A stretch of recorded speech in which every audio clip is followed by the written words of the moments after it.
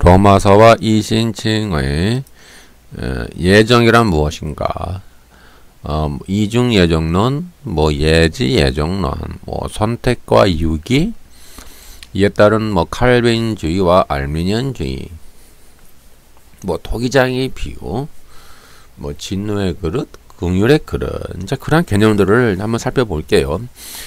과연 예정론이라 어떤 의미가 있는가? 이미 저는 8장에서 이미 바울의 예정론은 그 고난 가운데 있는 성도들 향한 어떤 위로의 신학이라고 이미 말씀을 드렸어요. 만약에 한번 들어보세요. 제 강의를. 이제 바울의 예정론은 이제 또 그 문맥에 따라 좀 바뀌죠. 이제 9장에 넘어오면 이제 8장까지는 고난 가운데 있는 성도를 향한 위로의 신학이라면, 이제 9장에 넘어오면은, 분명히 바뀌면서, 유대인과 이방인의 구원의 섭리, 하나님의 주권과 섭리, 하나님의 구원 섭리를 이제 설명하기 위해서 이제 선택과 유기가 나오는 거예요. 어떤 개인적인 예정, 선택과 유기가 아니라 하나님이 왜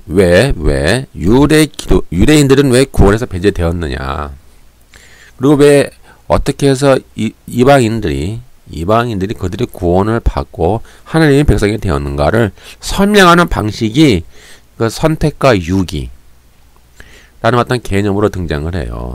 그 하나님의 어떤 구속사죠. 하나님의 구속 섭리, 그걸 설명하는 하나의 방식이에요, 방식. 그를 이제 유대인들에게 불평하는 유대인들이 있을 거 아니에요. 왜 하나님은 아브라함의 혈통인 적자죠, 적자.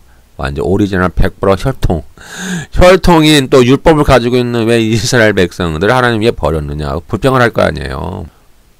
왜 버렸느냐? 하나님은 정말 그 약속을 지키지 않는, 하나님은 불의한 분이 아니냐, 이제 그렇게 하나님을 향해서 원망을 할 게 아닙니까? 그에 대한 그들이 설명을 하는 거예요. 너희가 이렇게 유대인들이 이런 이유로 그들은 하나님의 구원에서 제외가 되었다. 그 이방인들은 이러한 이유 때문에 하나님의 백성이 되었다라고 이제 설명하는 방식이 선택과 유기입니다. 여러분이 그 문맥을 잘 이해하셔야죠. 이중 예정론, 멸망받을 사람 미리 정하셨고 구원받을 사람 미리 정하셨다, 이렇게 함부로 얘기하면 안 돼요. 제가 그래서 이 교리적인 접근 방식에 위험하다고 항상 경고를 내렸잖아요. 8장을 강의할 때도 제가 얘기했는데요. 이 성경은 이 알미니언주의적인 요소와 또 칼빈주의적인 요소가 함께 녹아져 있어요. 어떤 한편에 너무 이렇게 지나치게 주장을 하면 상당히 위험하고, 너무 교리화해가지고 이거 절대적인 것이다, 이 교리대로 믿어야 된다라고 주장하는 것은 상당히 위험한 발상이죠. 먼저 그러면 예정론의 배경들을 보면은 이제 구약에도 많이 나오는 것 같아요. 구약에 보면은 예레미야가 나오죠. 구약에 나타난 예정론의 배경을 보면은 예레미야 1장 5절에서 9절, 내가 너를 모태에 짓기 전에 너를 알았고 네가 배에서 나오기 전에 너를 성별하였고 너를 여러 나라의 선지자로 세워놓으라. 내가 이르되 슬프도소이다. 주 여호와여 보소서, 나는 아이라 말할 줄을 알지 못하나이다 하니, 여호와께서 내게 이르시되 너는 아이라 말하지 말고 내가 너를 누구에게 보내든지 너는 가며 내가 내게 무엇을 명하든지 너는 말할지니라. 너는 그들 때문에 두려워하지 말라. 내가 너와 함께하여 너를 구원하리라. 나 여호와의 말이니라 하시고, 여호와께서 그의 손을 내밀어 내 입에 대시며 여호와께서 내게 이르시되 보라, 내가 내 말을 내 입에 두었노라. 이처럼 이제 예레미야서에 보면은 이제 예레미야가 선지자로 소명을 받는 장면이 나오고요. 이때 이제 모태에 짓기 전에 너를 알았다, 그리고 너를 성별하였다라고 함으로써 어떤 이제 예정론의 개념이 좀 등장하죠. 예레미야는 이스라엘의 종교적 정치적 불의를 신랄하게 지적했어요. 비판했죠. 그리고 예루살렘 바벨론의 포로로 잡혀갈 것을 예언을 했어요. 그는 동족의 멸망을 선포한 그런 비극의 사람으로서 현실의 비관에 함몰되지 않았고 오히려 하나님으로 인한 종말론적 어떤 소망, 그 궁극적 소망을 그들에게 이제 제시를 하였죠. 그러나 타락한 이스라엘 백성들은 예레미야의 경고를 듣지 않았어요. 그리고 회개하지도 않았죠. 그래서 예레미야는 계속 그들에게 경고를 내리는 거야. 너희는 바벨론의 포로로 잡혀갈 것이다. 너희는 회개해야 된다. 그러나 이 타락한 이스라엘 백성들은 오히려 예레미야를 박해하죠. 박해하고 이제 그를 이제 뭐 여러 가지 이제 그 사료를 보면은 애굽으로 내려갔는데 이스라엘 백성의 그 남은 자들이죠. 그 패배하고 남은 이스라엘 백성들이 애굽에 내려갔는데 거기서 순교당했다. 그런 주장도 있습니다만은 이처럼 예레미야의 사역은 고난의 사역이었습니다. 그리고 고난의 사역자죠. 그리고 고난 가운데서 하나님의 말씀을 전하는 소명을 받은 그런 예레미야는 하나님에 의해서 모태에서부터 탄생하기 전부터 구별되고 선택을 받았습니다. 이렇게 보면은 이러한 예정론의 개념은 어떤 소명과 관계가 있는 거예요. 소명. 구약에서는 주로 소명 관계가 있고요. 시편에도 있어요. 보면은 71편 1절에서 6절 여호와여 내가 주께 비하오니 내가 영원히 수치를 당하게 하지 마소서. 주의 공의로 나를 건지시며 나를 풀어주시며 주의 길을 내게 기울이사 나를 구원하소서. 주는 내가 항상 피하여 숨을 바위가 되소서. 주께서 나를 구원하라 명령하셨으니 이는 주께서 나의 반석이시요 나의 요새이심이니이다. 그래서 마지막 자리에 이런 말이 있죠. 6절에 내가 모태로부터 주를 의지하였사오니 나의 어머니의 배에서부터 주께서 나를 택하셨사오니 나는 주를 항상 찬송하리이다. 이러한 이제 어떤 개념에 보면은 어떤 구원의 확신의 측면, 그러니까 구원의 확신, 어떤 고난 속에서 어떤 그런 악인에 의해서 이제 어떤 위험을 당하고 그런 이제 고통과 고난 속에서 하나님께 구원의 기도를 드리는데 이제 구원의 확신을 이제 나를 모태에서부터 어머니의 배에서부터 나를 택하였습니다라고 하는 어떤 확신, 구원의 확신 속에서 이제 예정의 개념이 등장합니다. 이것은 어떤 위험 속에서 수많은 위협과 대적자들의 위험 속에서 시편 저자가 구원을 확신을 갖는 하나의 방법이죠. 이제 이사야서에도 나옵니다. 이사야에 보면 이제 택함을 받은 종 이사야 49장 1절에서 6절 섬들아 내게 들으라 먼 곳 백성들아 귀를 기울이라 여호와께서 태에서부터 나를 부르셨고 내 어머니 복중에서부터 내 이름을 기억하셨으며 이제 여호와께서 말씀하시나니 그는 태에서부터 나를 그의 종으로 지으신 이시요 야곱을 그에게로 돌아오게 하시는 이시니 이스라엘이 그에게로 모이는도다. 그러므로 내가 여호와 보시기에 영화롭게 되었으며 나의 하나님은 나의 힘이 되었도다. 그가 이르시되 네가 나의 종이 되어 야곱의 지파를 일으키며 이스라엘 중에 보존된 자를 돌아오게 할 것은 매우 쉬운 일이라. 내가 또 너를 이방의 빛으로 삼아 나의 구원을 베풀어 땅끝까지 이르게 하리라. 이 이사야의 본문에는 이제 고난받는 종, 이제 태에서부터 택함을 받은 그런 고난받는 종에 대한 이제 예언이 기술되어 있는데요. 여기서 종의 정체는 이제 메시아, 그리스도로 우리가 의미한다고 볼 수 있습니다. 이제 그 고난받는 종 메시아는 이러한 예정의 언어로 표현이 됩니다. 이렇게 예정의 언어로 표현되어서 이스라엘의 잃은 양을 하나님께로 돌아오게 하며 더 흩어져 있는 유대인을 소집하고 이방에 하나님의 구원을 베풀어서 땅끝까지 이르게 하는 데 있는 그런 메시아의 사명을 예언적 언어, 어떤 예정의 언어로 이사야는 묘사하고 있죠. 이걸 요약을 해보면 이제 구약의 예정론은 이제 고난과 어떤 소명을 이해하는 방식이죠. 즉 이건 어떤 신앙의 확신의 언어입니다. 언어. 그러니까 함부로 예정론을 우리가 남발하면 안 되고요. 문맥을 통해서 이해를 하셔야 돼요.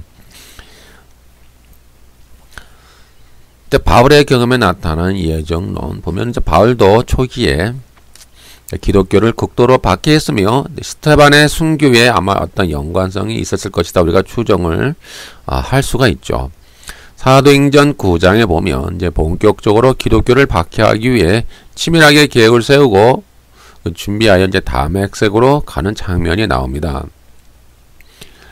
사도행전 9장 1절 2절 사울이 주의 제자들에 대하여 여전히 위협과 살기가 등등하여 대제사장에게 가서 다메섹 여러 회당에 가져갈 공문을 정하니 이는 만일 그 도를 따르는 사람을 만나면 남녀를 막론하고 결박하여 예루살렘으로 잡아오려 함이라. 그러나 이제 이런 이제 과정 속에서 이제 바울은 극적인 회심을 하죠. 예, 극적인 예상하지 못했던 전혀 어떤 계획하지 않았던 인간이 계획하지 않았던 극적인 경험을 합니다. 그리고 기세 등등한 핍박자가 어떤 설명할 이유도 없이 어떤 신비적인 체험을 하고 주님을 만나죠.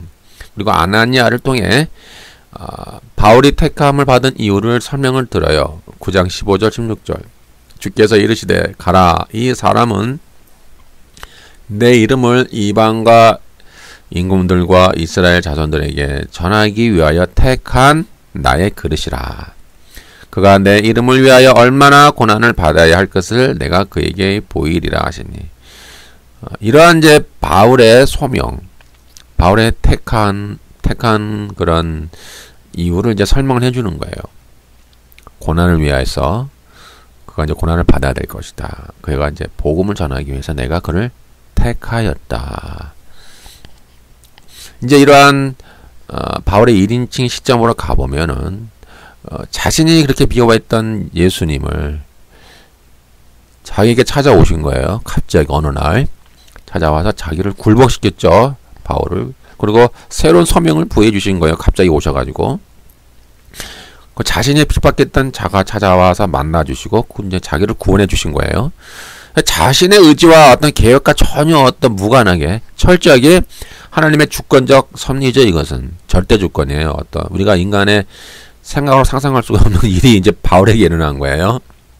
전혀 계획하지도 않았던 예상하지도 못했던 일들이 바울의 또 구원 사건이죠. 바울이 구원과 소명이 일어나고 있는 거예요. 지금 이러한 이제 하나님의 주권적 섭리에 의해 이루어진 극적인 체험을 한 것이죠. 바울은. 그리고 구약에 능통했던 바울은 이제 구약을 통해서 그리스도를 발견하는 거예요. 진정한 그리스도가 어떤 분인가를 이제 구약의 수많은 구약의 메시지에 보면은 그 그리스도가 녹아져 있거든요. 메시아. 죄를 용서해 주시고 구원을 베푸는 은혜를 베푸는 희년 여호와의 은혜의 해 희년을 베푸는 그런 메시아가 쭉 구약의 전체적으로 맥락이 흐르거든요. 그것을 이제 발견하는 거예요. 그 당시에 이제 바울이. 그리고 구약에 나타난 메시아를 발견하고 하나님의 구원 역사와 섭리를 새롭게 이해하는 거예요. 그리고 그는 구약을 보는 관점이 완전히 바뀌었죠. 하나님의 이제 구원 역사가 유대 땅과 그 유대인에게서 이제 전 이방의 전 세계로 확장되고 있구나라고 깨달은 거예요. 바울은.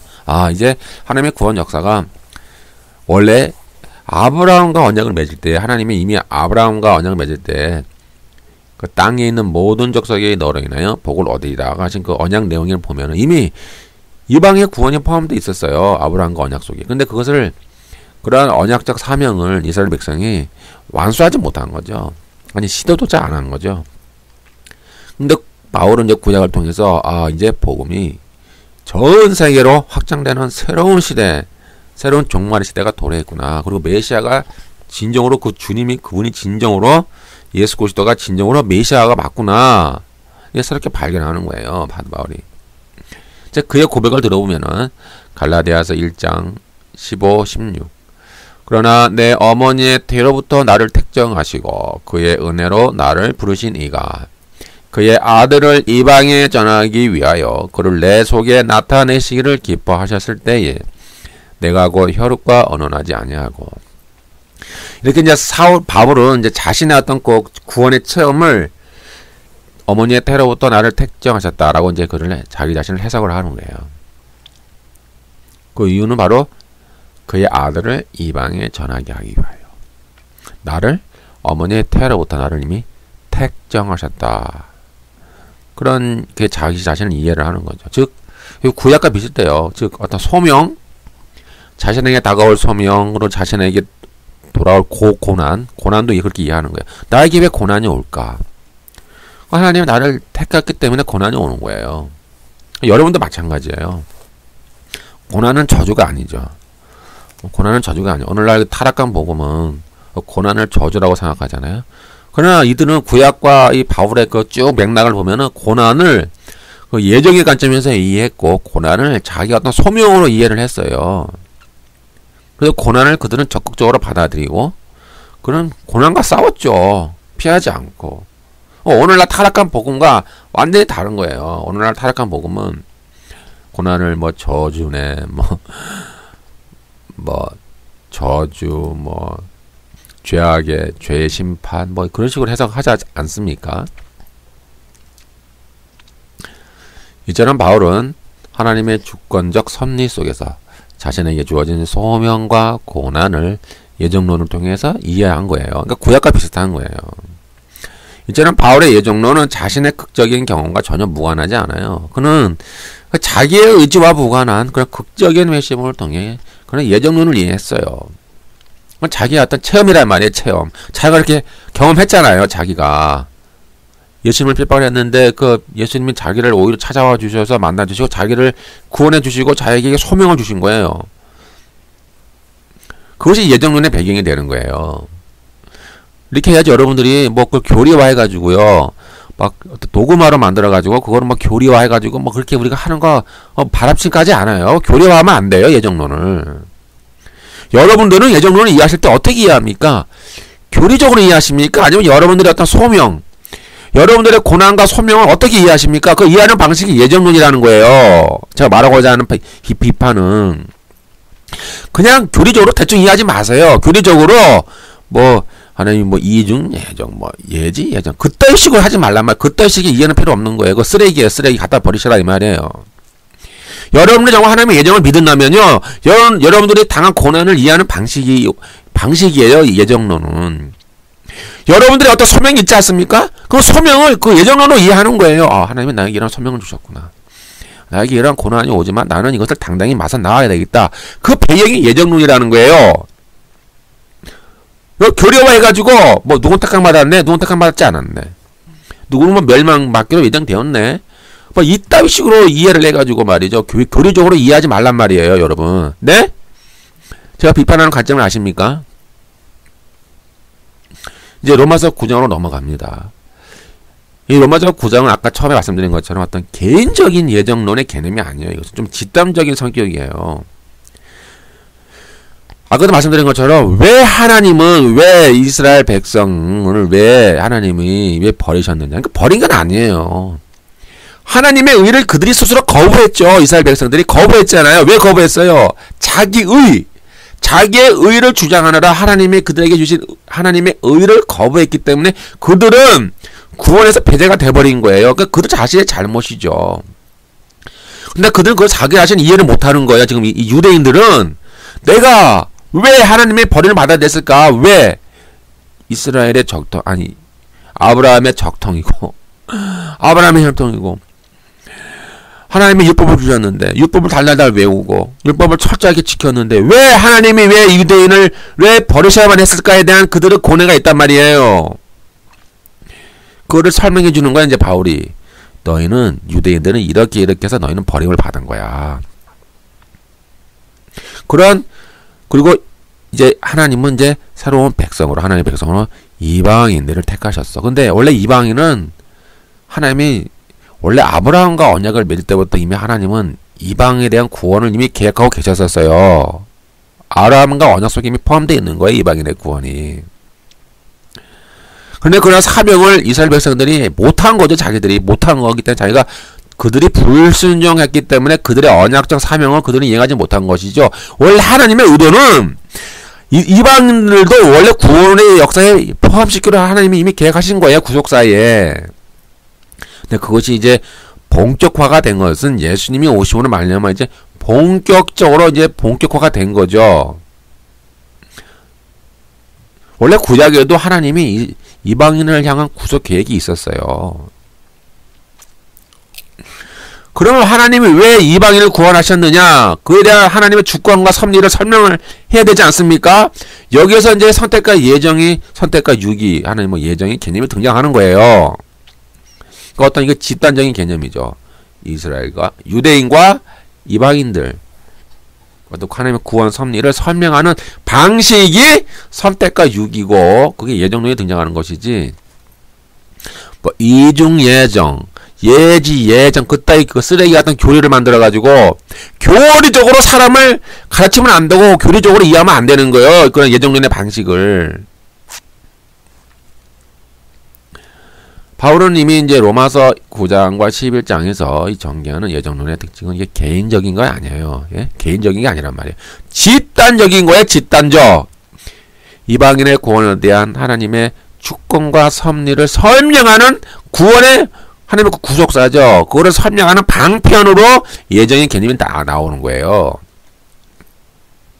어떤 일일이 개인적으로 너는 구원 받았어, 너는 구원 받지 못했어, 이렇게 일일이 개인 하나하나를 하나님이 뭐 예정했다는 개념이 아닙니다. 제가 안타까운 거예요. 이건 이따위 헛된 교리, 예정 교리를 만들어가지고 이 교리대로 사람이 믿고 있으니 전반적인 문맥을 사람이 이해를 못하는 거예요 지금. 제가 지금 설명해 드리는 것은요, 로마서의 문맥이 무엇이냐, 문맥을 제가 통해서 설명을 드리는 거니까는 잘 들어보세요. 오해하지 마시고. 아브라함은 수많은 사람을 가운데서 하나님 택함 받았어요. 아브라함을 갈대아 우르에서. 왜요? 하나님의 절대 주권이죠. 이유는 몰라요. 우리는 하나님이 왜 아브라함을 택했는지. 그럼 아브라함밖에 없었느냐?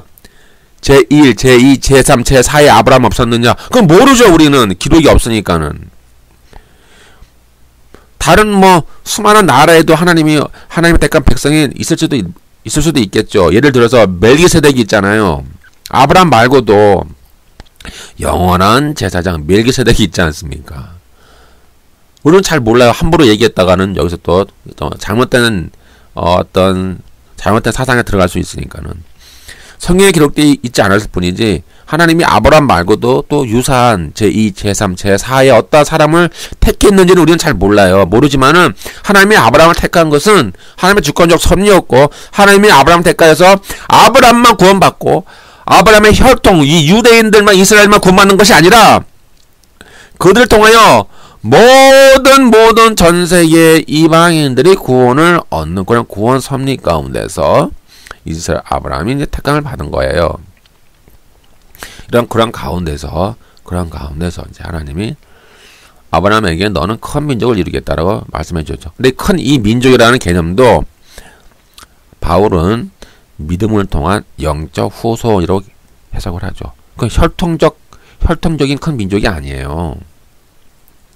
아브라함이 갈라디아서에서 이 믿음으로 말미암는 하나님의 백성이 아브라함의 자손이다라고 이미 설명하고 있지 않습니까? 이처럼 하나님은 이제 큰 민족을 이루겠다라고 아브라함과 약속을 하셨고요. 그러나 이제 모든 아브라함의 후손이 포함되는 건 아니었어요. 여기 보면은 이삭과 야곱의 계보를 잇는 어떤 특정한 후손들의 어떤 그런 계보가 있죠. 그러면 에서나 이스마엘 같은 후손들은 이제 그런 후손 그 계보에서 제외된 거죠. 그들이 구원에서 제외됐다는 말은 아닌 것 같아요. 그들이 뭐 개인적 구원에서 제외되었는지는 모르지만은 또 구속의 계보에서는 그들이 에서나 이스마엘 같은 사람은 제외가 되었죠. 그래서 로마서 9장 11절 13절 그 자식들이 아직 나지도 아니하고 무슨 선이나 악을 행하지 아니한 때에 택함을 따라 되는 하나님의 뜻이 행위로 말미암지 않고 오직 부르시는 이로 말미암아 서게 하려 하사 기록된 바 내가 야곱은 사랑하고 에서는 미워하였다 하신과 같으니라. 이런 어떤 하나님의 주권적 섭리를 설명해 나가는 거예요. 이미 구약부터 있었다. 하나님의 주권과 섭리는 주권적 선택은 이런 하나님의 선택에 어느 누구도 이의를 제기할 수 없다고 지금 바울이 못 박는 거예요. 왜요? 지금 유대인들이 불평하고 있잖아요. 왜 하나님이 이 유대인들을 버리셨느냐. 그런 설명하는 내가 아는 거야 지금 바울이에요. 여기에 대해서 너희 유대인들은 불평하지 마라. 하나님을 불의하다 할 수 없다. 왜냐? 하나님의 주권적 섭리와 의지이기 때문이고 이미 하나님은 이미 구약에서부터 아브라함과 언약을 맺을 때에도 이미 하나님은 하나님은 이방인을 구원하기 위한 계획을 갖고 계셨고 너희들도 지금 그러한 구속 섭리에 너희도 포함되어 있어. 근데 너희는 거기서 배제되었어.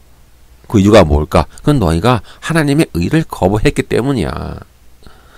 너희 스스로가 거부한 거라고.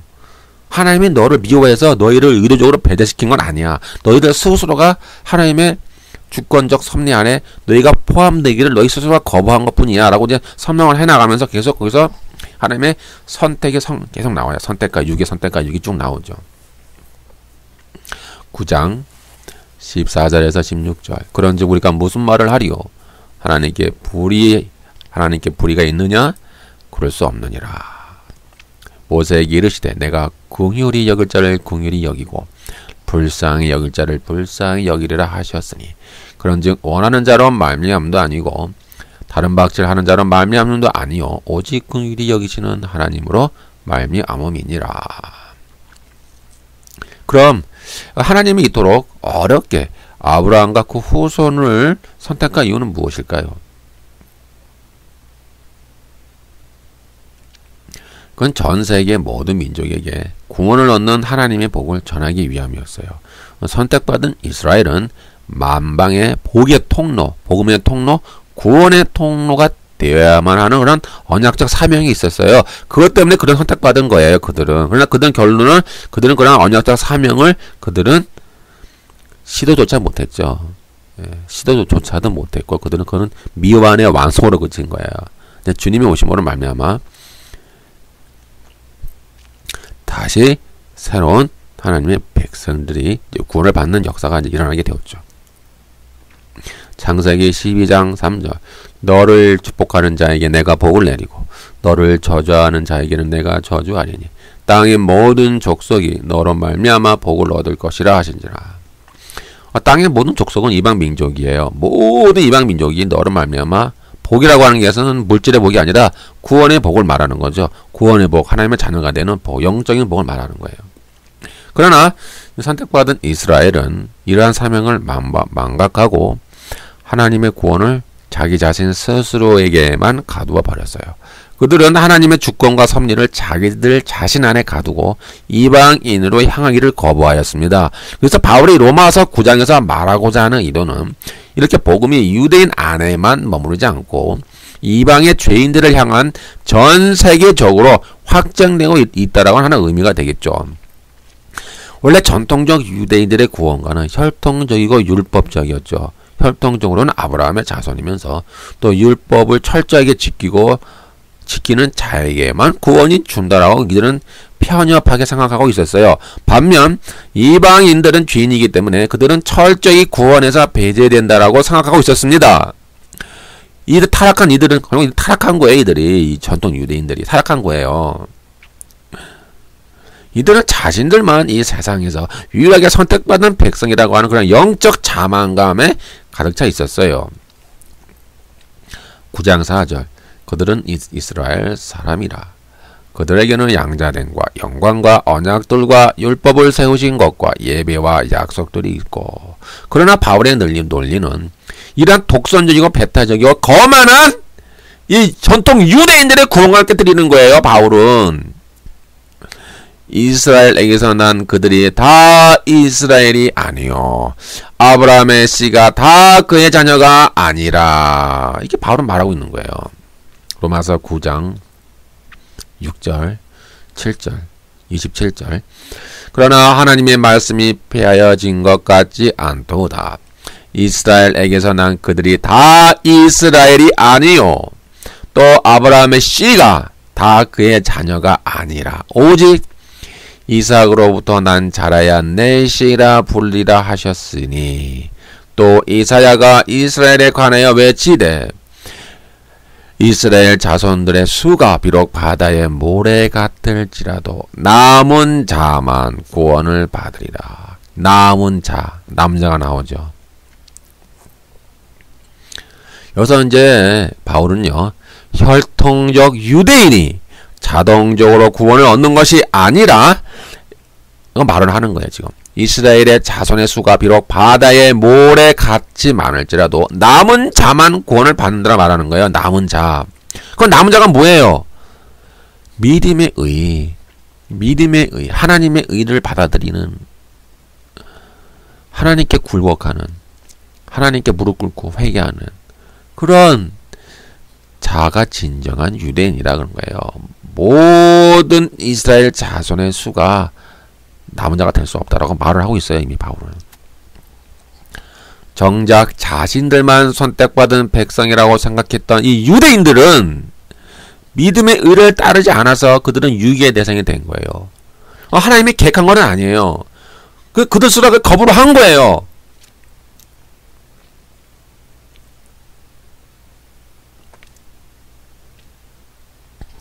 반면 죄인이면서 이방인이어서 구원에서 배제되었다라고 생각했던 자들은 믿음의 의를 따라서 하나님의 선택이 대상이 됩니다. 그러니 유대인들이 뭐라고 생각하겠어요? 하나님 뭐야 도대체? 하나님은 왜 이런 불의한 일을 행하시냐라고 하나님 향해서 원망할 거 아닙니까? 그건 앞에 설명한 것처럼 하나님은 절대 그렇게 하지 않았다. 하나님은 절대 주권자로 이미 선택을 이미 하신 하나님이지 않느냐. 너희들 스스로가 선택해서 너희가 스스로 빠져나가고 배제된 것이다. 하나님은 불의한 하나님이 아니다. 그럼 너희도 회개해라 그 말이에요. 유대인들 향해서 너희도 그리스도를 주로 받아들이고 너희도 회개해서 하나님의 의를 받아들여라. 그러면 너희도 남은 자가 될 것이고 너희도 하나님의 구원의 섭리에 너도 포함될 것이다 라고 바울이 말하는 거죠. 그 배경에는.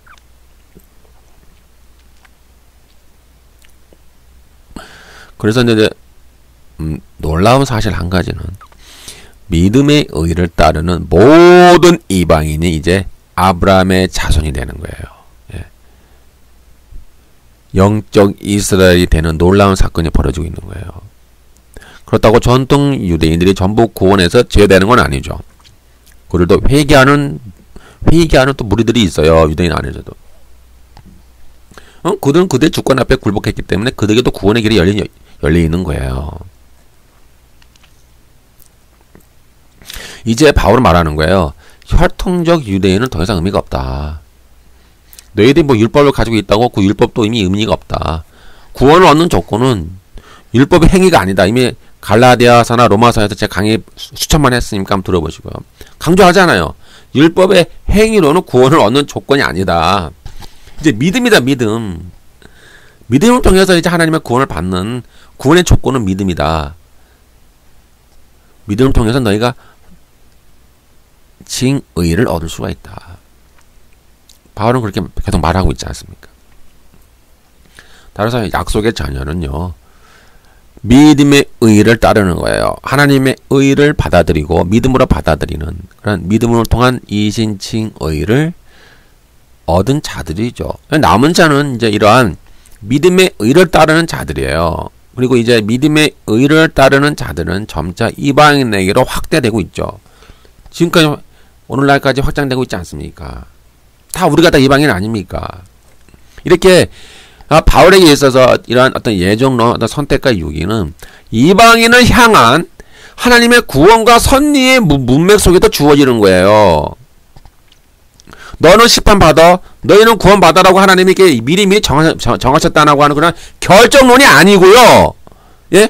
결정론, 운명론이 아니고 하나님이 구원의 섭리가 지금 이방인에게로 확장되어 나가고 있다라고 하는 그런 하나님의 구원 섭리를 설명하는 방편이 예정론으로 나타나는 거예요, 지금. 이걸 똑바로 이해하셔야 됩니다, 이거를. 함부로 예정론을 남발하지 마시고요. 사도행전 13장 46절에서 48절 바울과 바나바가 담대히 말하여 이르되 하나님의 말씀을 마땅히 먼저 너희에게 전할 것이로되. 여기서 너희는 유대인이에요. 너희 유대인이 그것을 버리고 영생을 얻기에 합당하지 않은 자로 자처하기로 우리가 이방인에게로 향하노라.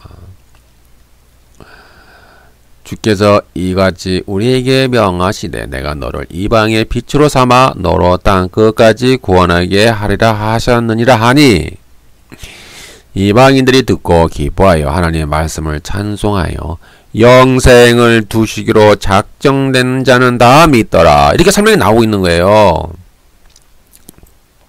그러니까 이 사도행전도요, 이 선택과 이 예정의 개념을 이 이방인들이 하나님의 말씀을 듣고 이렇게 그들이 회심을 하고 구원을 받잖아요. 거기에 포커스를 맞추고 있는 거야, 지금. 영생을 두기로 작정된 자는 다 믿더라. 이렇게 이방인을 향한 구원의 섭리 속에서 예정론이 등장하는 거예요. 제대로 이해 좀 하십시오, 여러분. 네? 교리적으로 이해하지 마시고요. 이건 어떤 성교학적인 차원으로 성경은 말하는 거예요. 이게 성교학적인 차원이죠, 결국은. 복음이 계속 전파되고 확장돼 나가지 않습니까? 그리고 이방인에게도 계속 하나님의 복음이 확장되어 나가고 있어요. 성령께서 계속 역사하시고 계세요. 그런 어떤 하나님의 주권, 구원 섭리를 이런 예정의 개념으로 풀어나가고 있는 거예요. 복음 확장되어 나가고 있다는 것이지, 누구는 심판, 누구는 멸망, 누구는 구원, 이미 결정되었어. 이미 예정되었어. 편가르기 하는 게 아니라니까요. 네? 딱 편을 가로서 너는 멸망이야, 너는 구원이야. 이렇게 편을 딱 가로가지고 그렇게 어떤 운명론, 결정론으로 보는 이런 교리적인 관점을 버려라 이 말이에요. 이처럼 선택과 유기를 설명한 바울의 의도는 운명론, 숙명론, 결정론이 아니라 잘못된 유대인들의 구원관, 고정관념, 편협한 세계관을 깨트리고 구원을 향한 이방인을 향한 하나님의 구원에 대한 하나님의 주권과 섭리가 이방인과 죄인을 향해서 포함되고 전 세계로 지금 확장돼 나가고 있다라고 하는 어떤 그런 그것을 설명하는 언어예요, 언어는 그렇지 뭐 이중 예정, 뭐 예지 예정 이런 쓰레기 같은 교리를 만들어 가지고 말이죠. 이거를 교리적이고 도구마적으로 이거를 막 사람들에게 뭐 가르치고 그렇게 한다는 것은 그것은 아무 의미가 없는 거예요. 따라서 바울의 예정론은 이 자유의지를 무력화시키지 않아요. 하나님의 절대 주권과 자유의지는요, 절대 충돌하지 않아요. 이것은 이미 제가 선악을 아는 나무의 열매에 대해서 제가 이미 설명할 때 이미 강의했어요. 하나님의 절대 주권과 인간의 자유의지는 충돌하지가 않아요.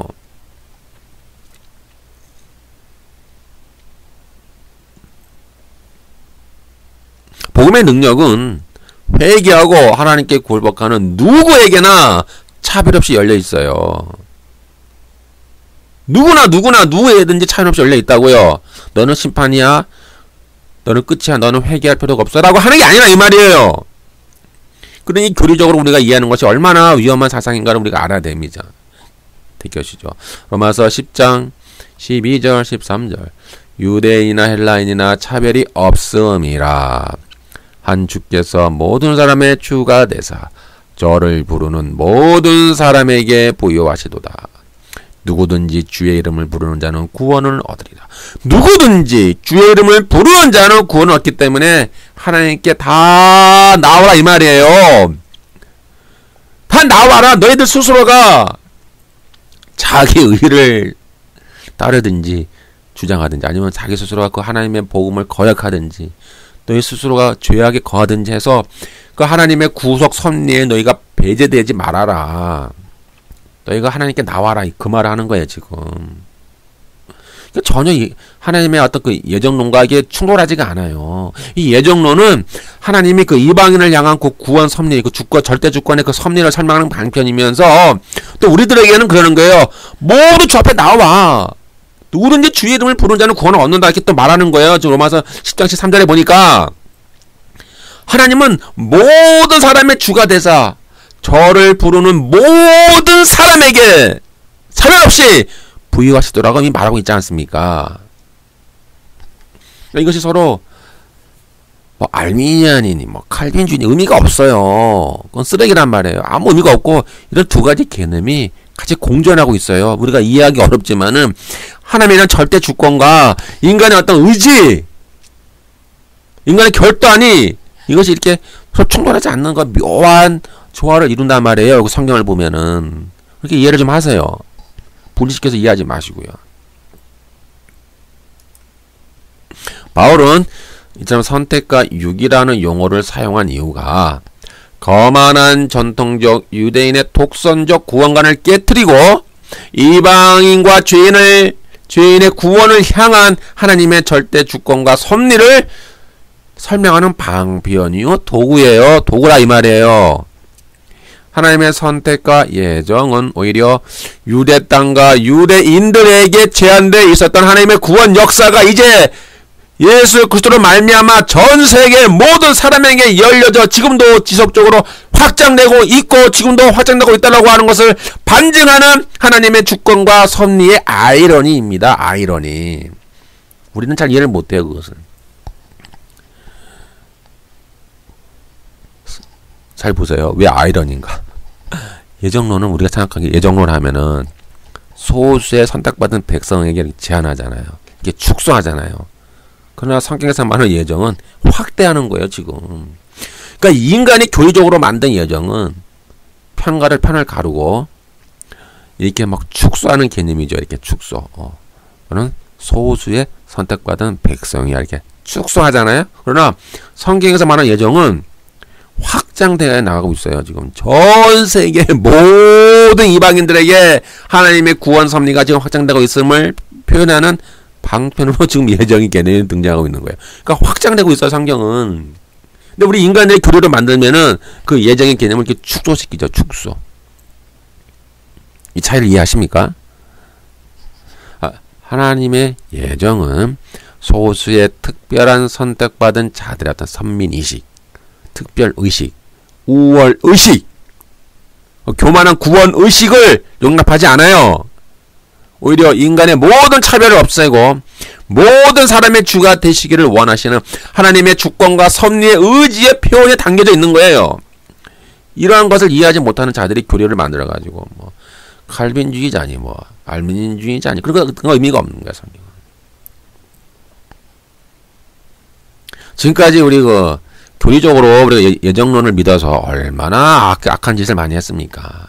교회 역사적으로. 그런 잘못을 되풀이하면 안 돼요. 그럼 토기장의 비유가 뭘까요? 토기장의 비유. 유명한 토기장의 비유가 등장하죠. 좀 길어지잖아요. 예, 좀 길어지는데요. 조금만 참으세요. 그럼 9장에 또 토기장의 비유가 나와요. 이것은 일부러 일부에 선택받지 못한 자들을 지옥으로 보내기로 작정했다라고 하는 의미가 아닙니다. 왜냐면 이것은 이 토기장의 비유의 의미는 하나님의 절대 주권을 강조하는 문맥에서 주어진 것이지. 그 이유는요, 바울이 이 비유를 그 저주와 심판의 백성이었던 이방인들을 향한 하나님의 전적으로 그분의 주권에 의해서 그들이 예수 그리스도를 믿는 믿음의 의로 여기고 하나님의 택한 백성으로 삼기로 작정했다고 해서 너희 유대인들이 감히 하나님을 실문할 수 있느냐라는 의도로 사용하고 있기 때문에 그래요. 또 유대인들한테 야, 이방인이 저렇게 믿음의 의를 따라서 구원받았는데 너희가 거기에 대해서 불평할 필요 없어. 하나님 절대 주권이야. 이미 구약에서부터 이미 예언되어 있었던데 너희들은 그것을 보지 못했을 뿐이지. 너희는 하나님께 대해서 불평할 필요 없고 원망할 필요 없어. 너희는 너희 스스로 너희 잘못이야. 로마서 9장 14, 15. 그런즉 우리가 무슨 말을 하리요? 하나님께 불의가 있을 수 있느냐? 그 말이야 좀 불의가 있을 수 있느냐? 모세에게 이르시되 내가 긍휼히 여길 자를 긍휼히 여기고 불쌍히 여길 자를 불쌍히 여기니라 하셨으니. 또 19절에서 20절에 19절에서 21절까지. 혹 네가 내게 말하기를 그러면 하나님이 어찌하여 허물 하시느냐? 누가 그 뜻을 대적하느냐 하리니 이 사람아 네가 누구에게 감히 하나님께 반문하겠느냐? 지음을 받은 물건이 지은 자에게 어찌 나를 이같이 만들었느냐 말하겠느냐? 토기장이가 진흙 한 덩이로 하나는 귀 쓸 그릇을 하나는 친히 쓸 그릇을 만들 권한이 없느냐? 하나는 천이 쓸 그릇을 만들 권한이 없느냐? 그래서 이 문맥을 보면요, 이 토기장의 비유는 어떤 이중 예정이나 예지 예정을 말하지 않아요.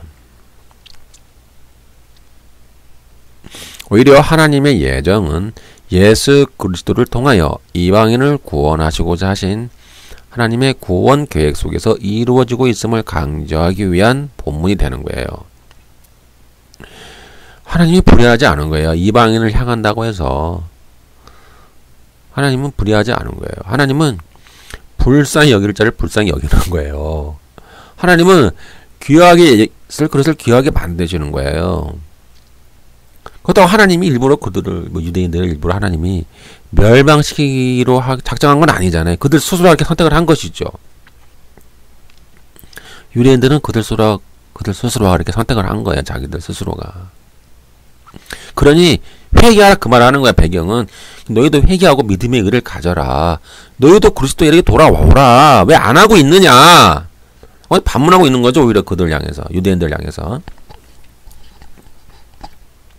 토기장의 비유는 유대인과 이방인을 함께 부르사 긍휼의 그릇이 되어 하나로 빚어지기를 원하는 하나님의 강력한 의지가 담겨져 있어요. 이스라엘 자손의 수가 비록 바다의 모래 같을지라도 남은 자만, 이 중요한 거죠. 남은 자만 구원을 얻는다라는 말의 의미가 있듯이 이것은 믿음의 의로 말미암은 남은 백성, 즉 택한 백성이며 결국 이방인과 유대인을 하나의 그릇으로 만들어 가겠다라고 하는 하나님의 주권적 섭리도 담겨져 있는 거예요. 9장 23절에서 27절. 또한 영광받기로 예비하신 바 긍휼의 그릇에 대하여 그 영광의 풍성함을 알게 하고자 하셨을지라도 무슨 말 하리요? 이 그릇은 곧 우리니 곧 유대인 중에서뿐만 아니라 이방인에게도 부른 자니라. 이거 보세요. 긍휼의 그릇이 유대인과 이방인 다 포함되어 있다라는 거예요. 이 긍휼의 그러니까 긍휼의 그릇은 이방인이고 진노의 그릇은 유대인이다. 그런 구분이 아니란 말이에요. 바울은 우리가 이해하듯이 이건 진노의 그릇은 선택받지 못한 사람들이네. 긍휼의 그릇은 선택받은 백성이네. 이렇게 딱 단정 지어서 둘러 편가르게 하자는 게 아니라 하나님은 지금 누구든지 유대인이든 이방인이든 다 긍휼의 그릇이 되기를 원한다라고 지금 말하고 있잖아요. 호사에 그래도 이르기를 내가 내 백성 아닌 자를 내 백성이라 사랑하지 아니한 자를 사랑한 자라 부르리라.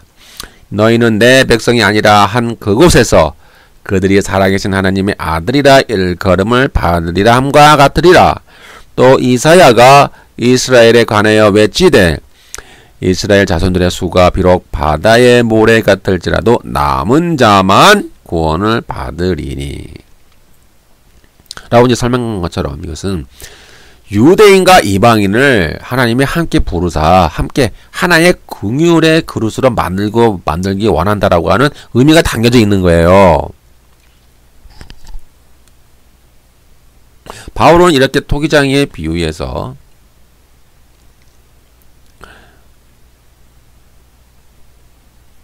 유기된 사람들, 예를 들면 이제 전통적 유대인이 되겠죠. 예.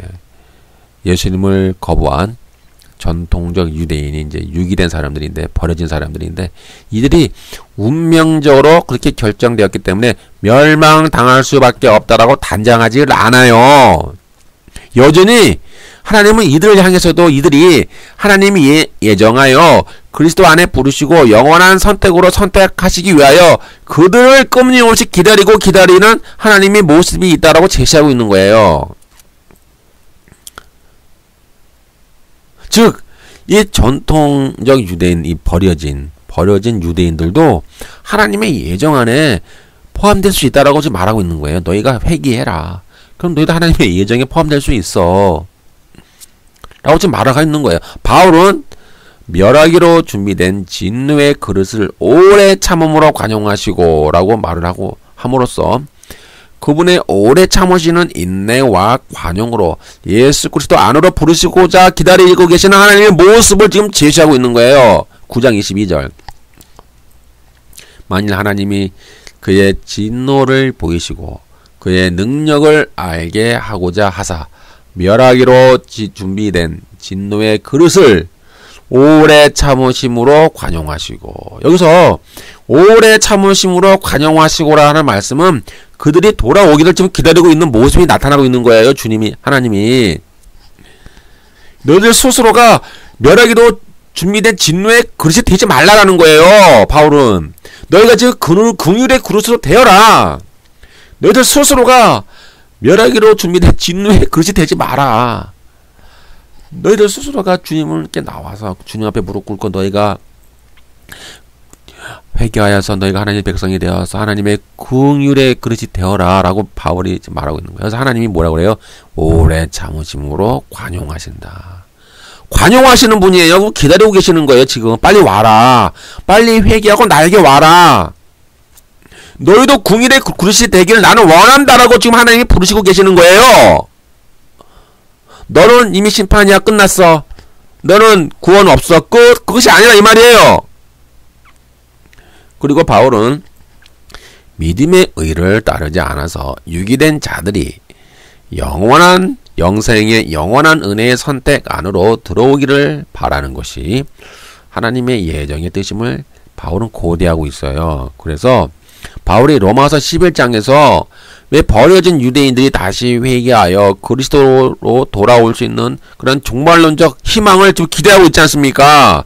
그런 거예요. 지금은 그들이 믿음의 의를 따르지 않아서 지금 유괴되었지만, 그걸 하나님은 여전히 그들을 기다리고 있다. 지금도 회개하기를 원한다는 거예요. 지금도 주님은. 그러니까 너희들 좀 회개하라. 회개하고 결국 종말에 가서 이제 주님이 오실 때에, 그리고 이방인의 충만한 수가 차면은 온 이스라엘이 이제 주 앞으로 돌아올 때가 올 것이다라는 그런 종말론적 전망과 희망을 기대하고 있죠. 즉 이 예정은 하나님이 좀 기다리고 있는, 하나님이 기다리시는 그런 간절한 마음도 포함되고 있는 거예요. 바울의 예정론은 좀 성교학적이고 실천신학적인 부분이에요. 그러니까 우리가 교리적으로 할 게 전혀 필요가 없는 거예요. 교리적인 의미가 전혀 없어요.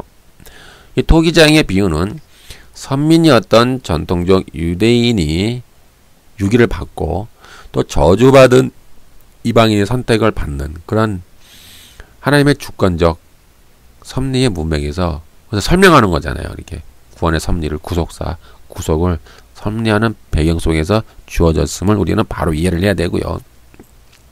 때문에 어느 누가 죄인인 이방인을 선택한 하나님을 비난할 수 있단 말인가. 전통적 유대인이 믿음의 의를 따르지 않아서 그들이 유기되었다고 해서 어느 누가 하나님을 비난할 수 있단 말인가. 여러분 깨달아야 되는 거예요. 로마서 9장 32절. 어찌 그리하냐. 이는 그들이 믿음을 의지하지 않고 행위를 의지함이라 부딪힐 돌에 부딪혔느니라. 10장 16절. 그러나 그들이 전통적 유대인이죠. 전통적 유대인이 다 복음을 순종하지 아니하였도다. 이사야가 이르되 주여 우리가 전한 것을 누가 믿었나이까 하였으니. 이것이 바울이 말하고자 하는 의도예요. 이러한 전 이해 없이 바울이 말하지 않는 부분을 교리화해서 믿는 것은 상당히 웃긴 거예요. 우리는 교리적으로 예정론을 믿을 필요도 없고요. 교리적으로 우리 예정론을 가르치고 우리가 또 그렇게 믿어서도 안 돼요. 상당히 성교학적이고 상당히 실전신학적이면서 이방인을 향한 하나님의 그 뜨거운 구원 섭리, 구원의 그 열정을 이 예정론에 포함해서 지금 설명하고 있는 거예요. 하나님은 지금도 이방인을 향해서 하나님의 구원 역사가 지금도 이방인을 향해서 지금도 확장되어 나가고 있다. 그 너희도 그러한 하나님의 구원 역사에 동참해라. 너희도 그러한 하나님의 구원 섭리 역사에 동참해라. 그것이 예정론의 의미가 되는 거예요. 바울의 예정론은 어떤 선민의식과 특권의식을 철저히 배제하고 복의 통로, 구원의 통로가 되어 만민에게 복음을 전하여 누구든지 인종과 문화의 차별 없이 모두가 하나님의 백성이 되기를 갈망하는 성교적 열망을 담고 있는 거예요. 바울의 예정론은 이중 예정이나 예지 예정이니 하나님의 주권과 자유의지가 충돌하느니 등등의 어떤 신학적 도구마가 아니라 하나님의 예정을 입은 백성들에게 찾아가서 하나님의 구원의 은총을 나눠주기 위한 어떤 실정 신학적 열망을 담고 있는 거예요. 우리가 누가 하나님의 예정을 입었는지 모르지만은 분명히 있을 거라 이 말이에요.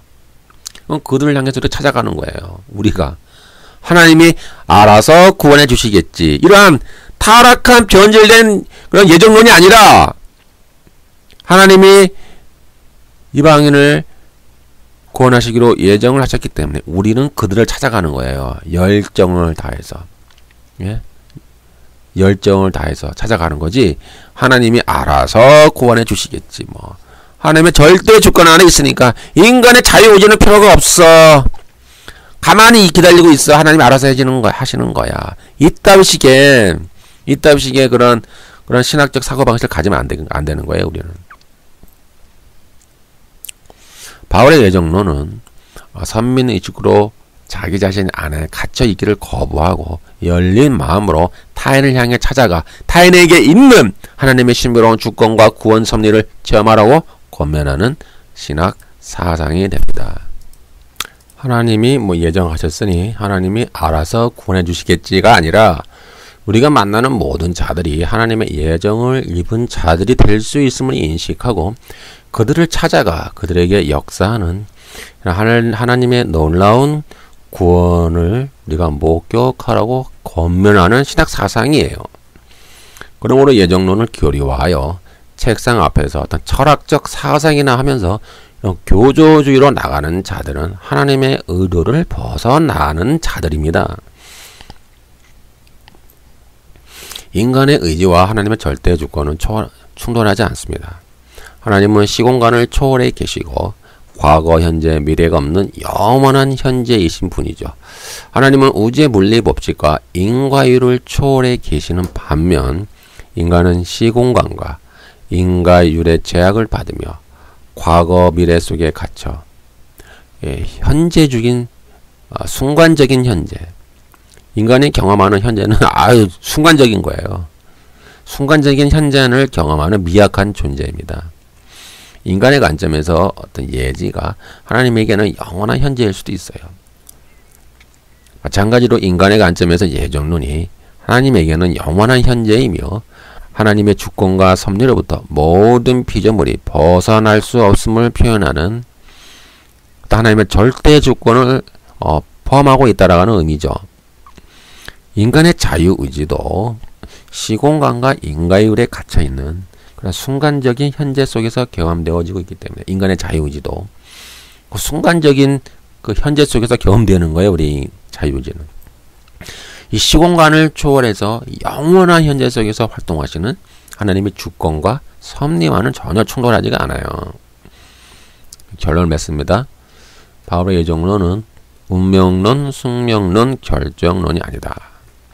바울의 예정론은 자유의지, 인간의 책임 있는 행동의 변화와 의지의 결단을 결코 약화시키지 않습니다.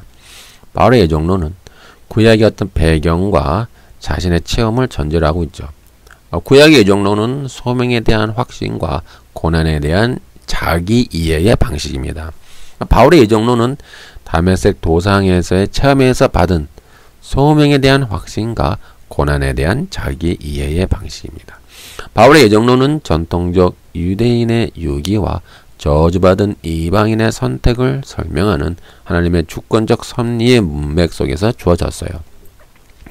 바울의 예정론은 소울의 소수의 선택받은 특별한 선택받은 자들의 선민의식, 특권의식, 우월의식을 용납하지 않고 오히려 인간의 모든 차별을 없애고 모든 사람의 주가 되시기를 원하는 하나님의 주권과 섭리의 의지의 표현입니다. 바울의 예정론은 유기된 유대인들이 회심하는 그런 종말론적 전망을 결코 포기하지 않아요. 그래서 로마서 11장에 나오고 있잖아요. 바울의 예정론은 성교학적이며 실천신학적입니다. 때문에 우리는 바울의 예정론을 오해해서 신학적 도구마나 교조주의로 나가지 않도록 우리는 조심해야 할 것입니다.